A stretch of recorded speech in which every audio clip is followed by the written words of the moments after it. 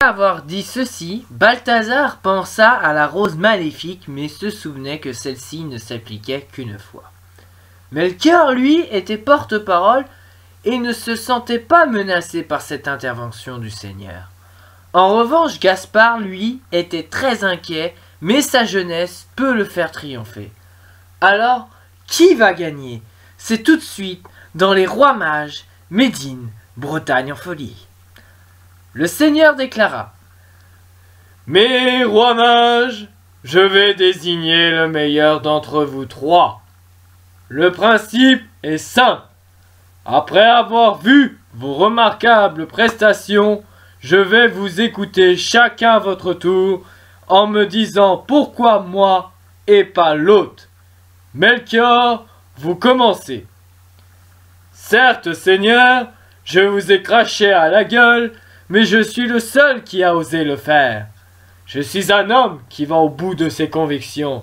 Avec moi, vous ne serez pas déçus. Merci, Melchior, pour ta prestation. Maintenant, j'appelle à la barre Gaspard. Allez-y, je vous écoute. Écoutez, Seigneur, ma jeunesse permet d'avoir de la fougue, du dynamisme, et ça représente l'avenir. Croyez-moi, Seigneur, je ne vous cracherai pas à la gueule, car trop de respect envers vous. Arrête, mon gars, t'as même pas de poil au caillou, et tu causes, tu flippes ta mère, c'est tout. Là, sois sérieux un minimum.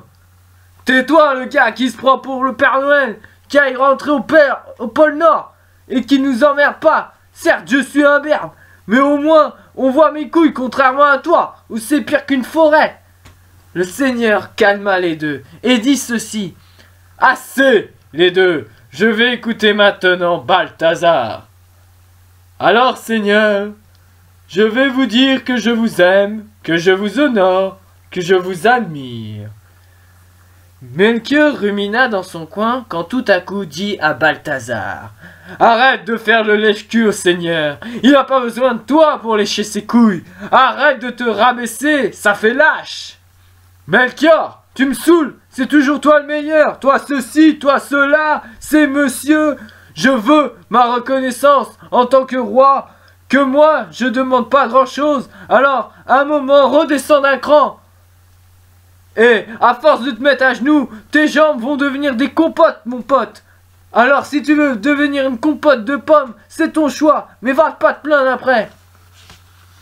Alors le Seigneur arrêta ses conversations houleuses et dit ceci: Je vous ai testé, mes mages.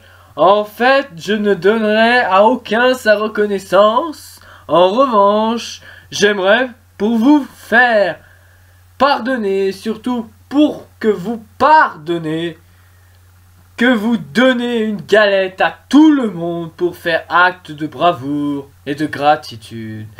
Et c'est ainsi que se termina cette histoire haute en couleur des Rois Mages, Médine, Bretagne en folie.